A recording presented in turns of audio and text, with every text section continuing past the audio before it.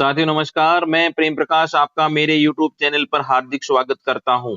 साथियों, मैं आज आपके लिए बहुत ही महत्वपूर्ण वीडियो लेकर के एक बार पुनः हाजिर हूं। साथियों, इस वीडियो में मैं आपको बताने वाला हूं कि डिजिटल प्रवेशोत्सव 2025 शुरू हो गया है, जो कि शाला दर्पण के शिक्षक ऐप के माध्यम से किया जाना है।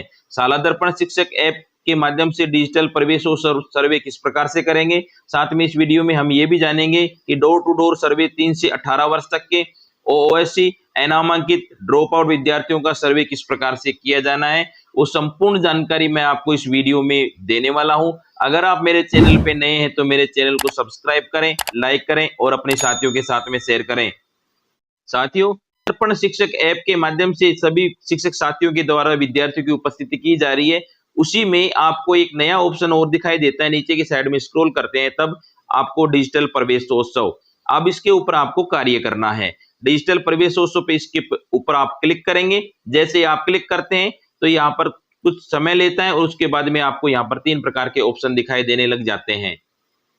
सर्वप्रथम आपको नामांकन स्थिति दिखाई देती है, दूसरा डी टू डी सर्वेक्षण 3 से 18 वर्ष और यहाँ पर डोर टू डोर सर्वे 18 वर्ष से अधिक। यहाँ पे 3 प्रकार के ऑप्शन दिखाई देते हैं।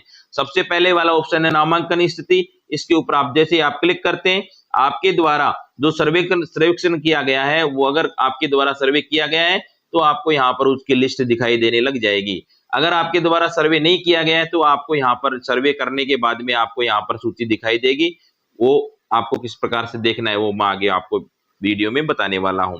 यहाँ पर देखते हैं तो यहाँ पर आपकी ग्राम पंचायत का नाम दिखाई देता है, यहाँ बच्चे के नाम, पिता का नाम, आयु, वर्तमान स्थिति आपको यहाँ पर दिखाई देगी और पूरी सूची दिखाई देती है।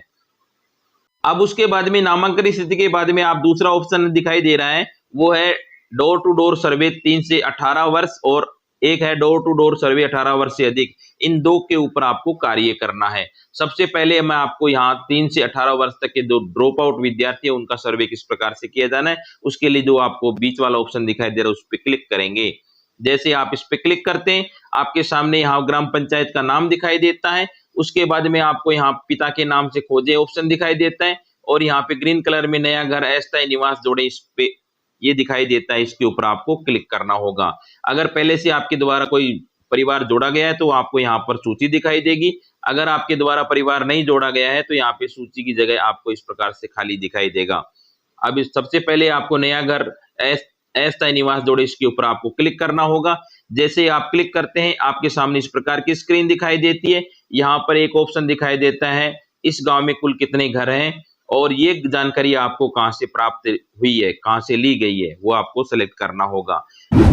यहाँ पे मान लीजिए मैं यहाँ पे फिल कर देता हूं। उसके बाद में ये जानकारी मेरे को कहां से प्राप्त हुई है, sarpanch, block development officer, ward panch, patwari, अन्य जो भी आप पे लागू होता है वो आप सेलेक्ट करेंगे। उसके बाद में सहेजे पर आपको क्लिक करना होगा। जैसे आप सहेजे पे क्लिक करते हैं, आपकी लोकेशन की अलाउ मांगता है तो यहाँ पे वाइल यूजिंग द ऐप दिखाई दे रहा है, उसके ऊपर आप क्लिक कर देंगे।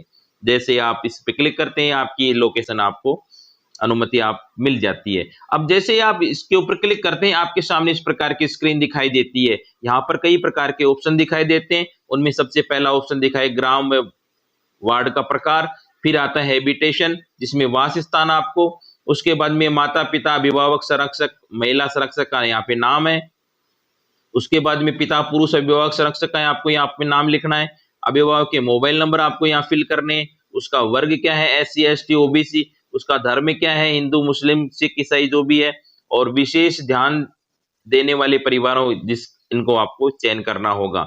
उसके बाद में क्या इस घर में कोई बड़ा 18 वर्ष से अधिक है जो 10वीं 12वीं में पास नहीं है, अगर हाँ है तो हाँ पे करना है और वरना नहीं आपको क्लिक करना होगा। मैं आपको यहाँ पे डिटेल आपको फिल करके भी दिखा देता हूँ। जैसे आप प्रथम वाले ऑप्शन पे क्लिक करते हैं, यहाँ पर ग्राम वार्ड का प्रकार, ग्राम पंचायत, पंचायत, नगर पालिका जो भी आप सिलेक्ट करें वो करेंगे। उसके बाद में वास स्थान, जो भी आपकी गली, मोहल्ला, वार्ड, वो आप यहाँ पे लिखेंगे। उसके बाद में वर्ग में आप SC ST जो भी लागू होता है वो आप सेलेक्ट करेंगे। उसके बाद में उसका धर्म क्या है विद्यार्थी का वो आप सेलेक्ट करेंगे। उसमें उसके बाद में विशेष ध्यान देने वाले परिवार के बच्चे चयन करना है। पहला आता है लागू नहीं है, दूसरा खानाबदोश, घुमंतु, अर्ध घुमंतु परिवार के बच्चे हैं तो आप 01। उसके बाद में अगर बाल श्रमिक है तो 02, सफाई कर्मी के बच्चे हैं तो 03, और आश्रय वयस्क संरक्षण बिना बच्चे हैं तो आपको 04 सेलेक्ट करना होगा। यहाँ पे मैं 0 लागू कर लेता हूँ। उसके बाद में 10वीं 12वीं के बच्चे जो 10वीं 12वीं पास नहीं है और 18 वर्ष से उम्र अधिक हो गई है इस घर में, तो आप अगर हैं ऐसे बच्चे तो आपको हाँ पे करना है, बाकी आपको नहीं पे क्लिक करना होगा। मैं यहाँ पे नहीं पे क्लिक कर देता हूँ और उसके बाद में यहाँ सही पर आप क्लिक करेंगे। उसके बाद में जो प्लस वाला आइकन दिखाई दे रहा है बच्चे जोड़े, इसके ऊपर आपको क्लिक करना होगा। जैसे इसके ऊपर क्लिक करते हैं, यहाँ पिता का नाम ऑटोमेटिक आ जाएगा और अब आपको बच्चे का नाम आपको लिखना है। जो कि 3 से 18 वर्ष तक के बच्चे हैं, जो ड्रॉप आउट हैं, अनामांकित हैं, आउट ऑफ स्कूल हैं, उनके आपको सर्वे करते हैं तो यहाँ पे बच्चे का नाम लिखेंगे। उसके बाद में बच्चे का लिंग आपको सिलेक्ट करना है। उसके बाद में अगर जन्म तिथि है तो आपको हाँ करना है, अगर जन्म तिथि नहीं है तो आपको नहीं पे क्लिक करना होगा। यहाँ पे जन्म तिथि है तो मैं यहाँ पर हाँ पे क्लिक करूंगा। अब उसके बाद में जन्म तिथि जैसे आप सेलेक्ट करते हैं, उसके बाद में आपको यहाँ पर दिव्यांश की आयु दिखाई देती है, ऑटोमेटिक आ जाएगी। शैक्षणिक स्थिति आपको यहाँ पे चयन करना है, उसमें आप चयन करें पे क्लिक करें तो यहाँ पर इस वर्ष नामांकन योग्य आ जाता है, क्योंकि यहाँ पे 3 साल 2 वर्ष 5 दिन का यहाँ पर उम्र दिखाई देती है, तो इस वर्ष नामांकन योग्य ऑटोमेटिक आ जाएगा। अब उसके बाद में अगर विशेष आवश्यकता वाले बच्चे हैं तो आपको चयन करना है, वरना आपको लागू नहीं पर क्लिक करना होगा। जैसे ये सारी डाटा फिल कर देते हैं, उसके बाद में नीचे सहेजे पर आपको क्लिक करना होगा। जैसे आप सहेजे पे क्लिक करते हैं, डेटा सफलतापूर्वक सहेजा गया, ये आपके सामने इस प्रकार का पॉपअप दिखाई देता है। ठीक है पे आप क्लिक करेंगे। अब साथियों, आपके द्वारा जो डाटा फिल किया गया है, अगर उसमें उसी परिवार में आपको एक और बच्चा जोड़ना है तो आपको जो बीच वाला ऑप्शन दिखाई दे रहा है उसके ऊपर वापस क्लिक करना होगा। और आपके द्वारा जो परिवार जोड़े गए हैं उनको देखना है तो भी आपको इसी ऑप्शन पे क्लिक करना होगा। इस पे आपको क्लिक करना होगा। जैसे आप क्लिक करते हैं, आपके जो परिवार जोड़े गए हैं उनकी लिस्ट यहाँ पे दिखाई देती है। जो पहले यहाँ पर कुछ भी दिखाई नहीं दे रहा था, अब आपके द्वारा जो परिवार जोड़ा गया उसकी डिटेल यहाँ पे दिखाई देने लग जाती है।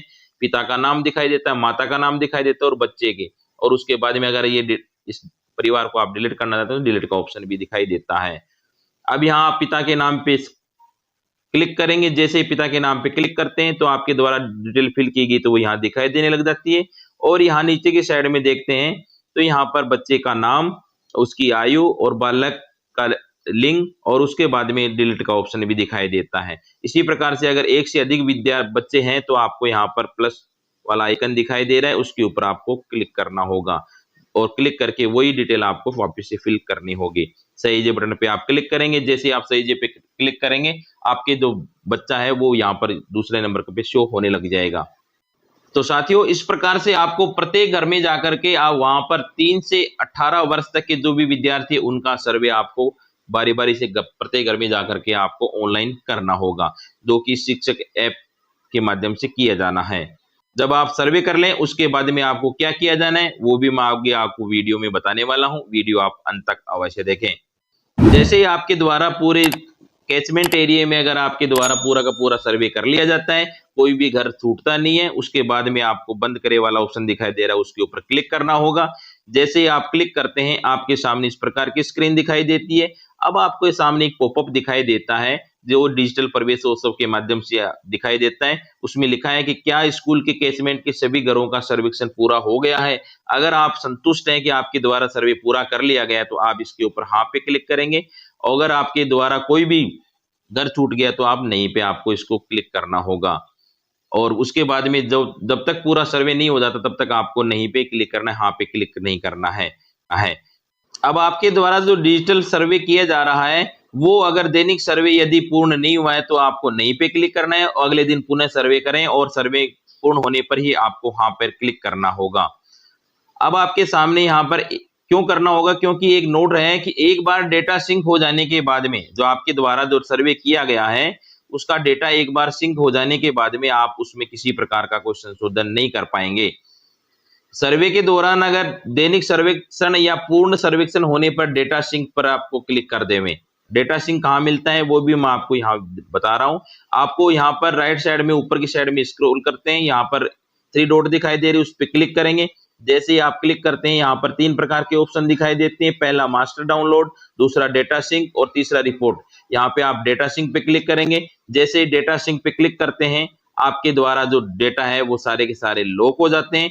अब उसके बाद में जब डेटा सिंक कर देते हैं उसके बाद में बालक बालिकाओं के सर्वेक्षण की सूचना किसी प्रकार का कोई संशोधन नहीं कर पाएंगे। और उसके बाद में नीचे की साइड में अपन देखते हैं तो यहाँ पर एक ऑप्शन दिखाई देता है रिपोर्ट।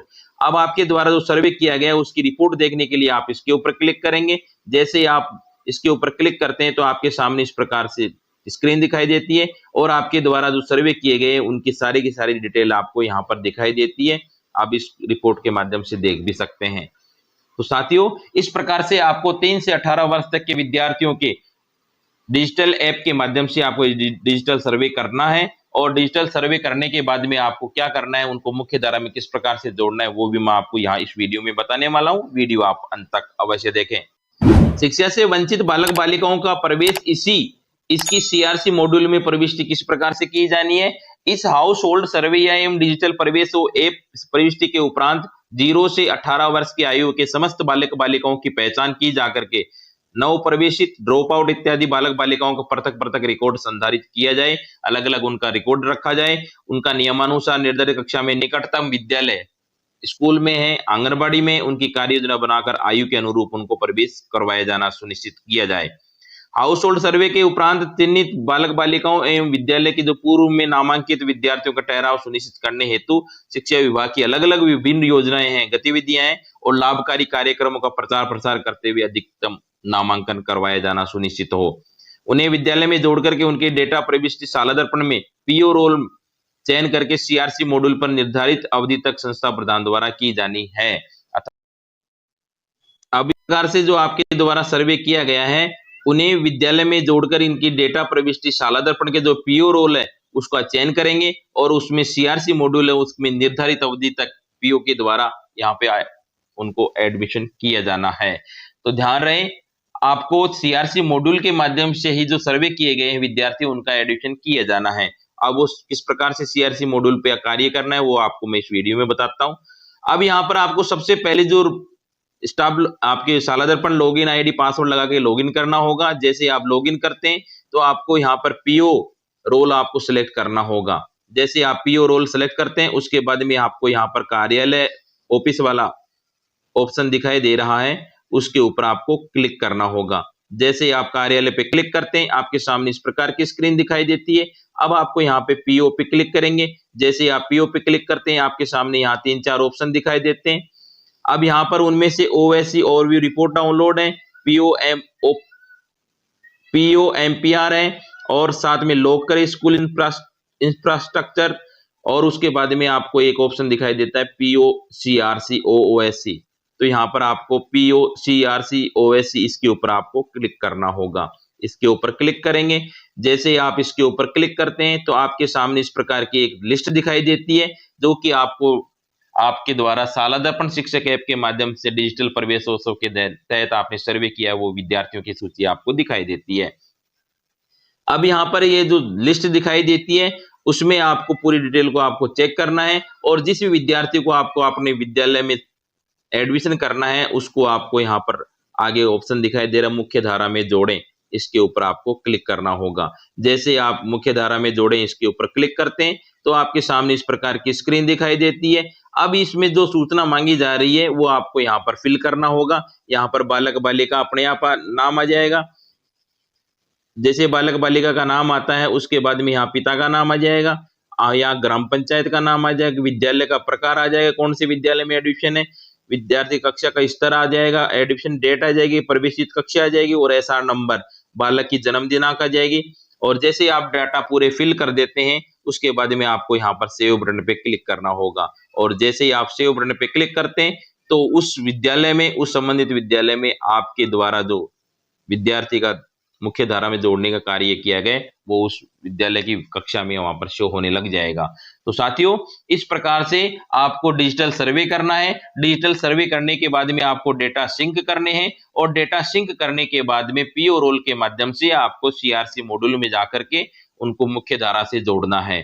तो साथियों, ये सारी की सारी प्रक्रिया मैंने यहाँ बताने का प्रयास किया है। फिर भी अगर किसी प्रकार की कोई क्वेरी हो तो कमेंट बॉक्स में जाकर कमेंट अवश्य करें। इसी प्रकार के अन्य वीडियो देखने के लिए मेरे चैनल को सब्सक्राइब करें, लाइक करें और अपने साथियों के साथ में शेयर करें। धन्यवाद।